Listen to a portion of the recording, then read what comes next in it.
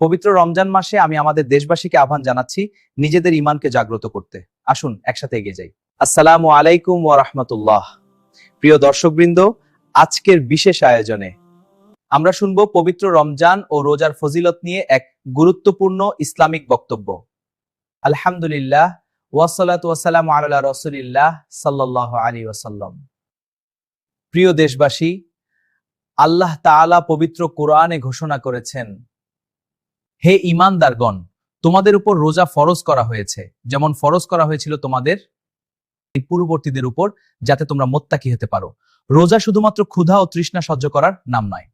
রাসূলুল্লাহ সাল্লাল্লাহু আলাইহি ওয়াসাল্লাম বলেছেন, ইয়ত্তু মিথ্যা কথা ও মিথ্যা কাজ পরিত্যাগ করে না, তার শুধু পানাহার ত্যাগে আল্লাহর কোনো প্রয়োজন নেই। রোজা আমাদের চরিত্র গঠনের শিক্ষা দেয়। রমজান হলো তাকওয়ার মাস। এই মাসে শয়তান শৃঙ্খলিত হয়, জান্নাতের দরজা খুলে দেওয়া হয়। প্রিয় দেশবাসী, আসা আমরা এই মাসে নামাজ কায়েম করি, কোরআন তিলাওয়াত বৃদ্ধি করি, গরিব অসহায়দের পাশে দাঁড়াই, কারণ রাসূলুল্লাহ সাল্লাল্লাহু আলাইহি ওয়াসাল্লাম বলেছেন, মানুষের মধ্যে সেই ব্যক্তি উত্তম যে মানুষের জন্য সবচেয়ে বেশি উপকারী।